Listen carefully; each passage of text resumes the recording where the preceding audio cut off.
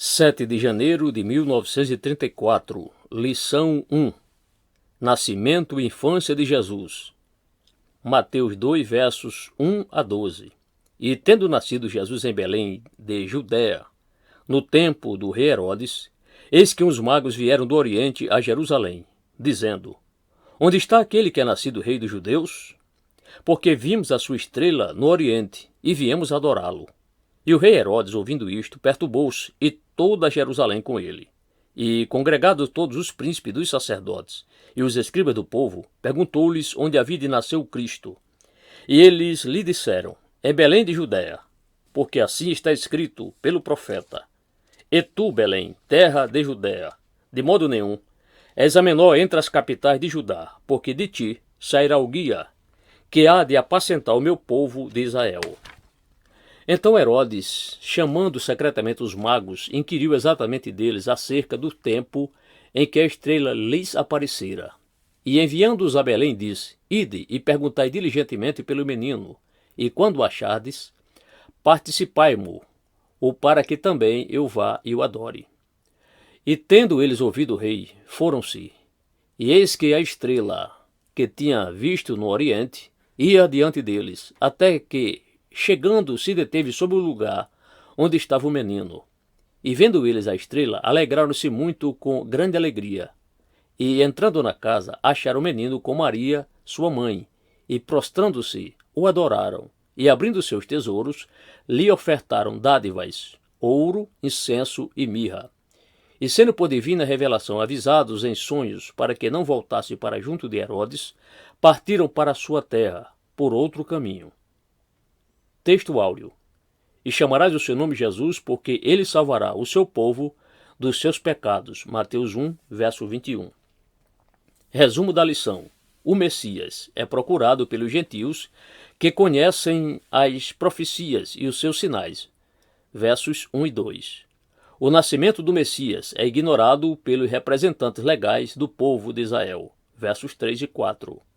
O lugar encontrado no livro do profeta Miqueias. Versos 5 e 6. Um inquiridor fingido. Versos 7 e 8. Os magos encontram e adoram o Messias, recém-nascido. Versos 9 a 11. Deus desfaz a cilada de Herodes. Versículo 12. O nascimento de Jesus em Belém estava de acordo com as profecias messiânicas de Miqueias 5, verso 2. Todos os judeus que conheciam as Escrituras Sagradas podiam saber onde havia de ter lugar este evento, e ainda mais, podiam calcular mais ou menos o tempo do seu aparecimento pela profecia de Daniel 9:24. A vinda de Cristo foi, em tudo, para confirmar as Escrituras. Na nossa lição de hoje, encontramos os gentios à procura do Messias. Eram esses magos ou sábios do Oriente que estudavam os astros e, pelo movimento dos mesmos, prediziam as coisas futuras.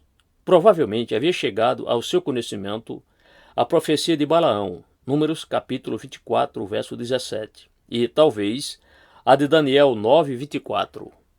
O número de magos que vieram adorar, se eles eram reis ou ainda se representavam três grandes famílias pós-diluvianas, tudo isto é simplesmente tradição, que não tem base em que se apoiar nas Escrituras Sagradas. Igualmente dizer que eles acharam um menino num presépio não tem fundamento, pois as Escrituras dizem, entrando na casa, Mateus 2, verso 11. Outra coisa que merece atenção era a época em que se deu essa visita.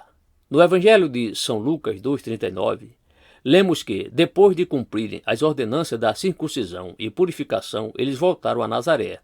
Não seguiram logo para o Egito. Deve ter sido noutra ocasião que eles estiveram em Belém, que houve a coincidência da visita dos magos, pois José e Maria subiam anualmente a Jerusalém para assistir à festa da Páscoa.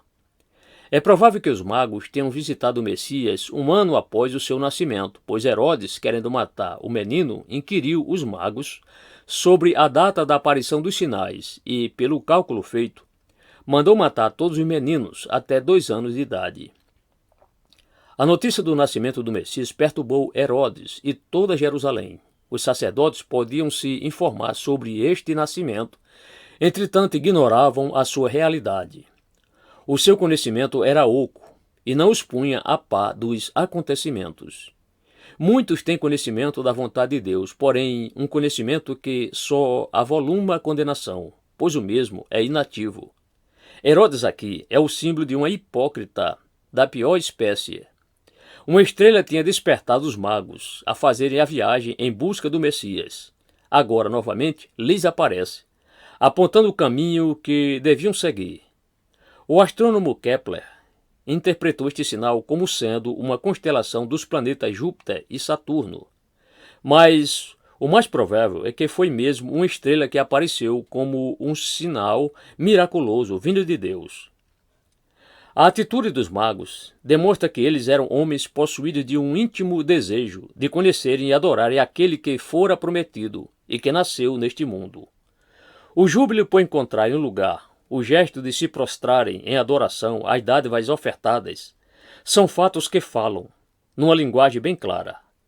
Muitos têm interpretado as ofertas dos magos como sendo símbolos. Assim, o ouro traduz realeza, o incenso, sacerdócio divino, a mirra, sofrimento humano.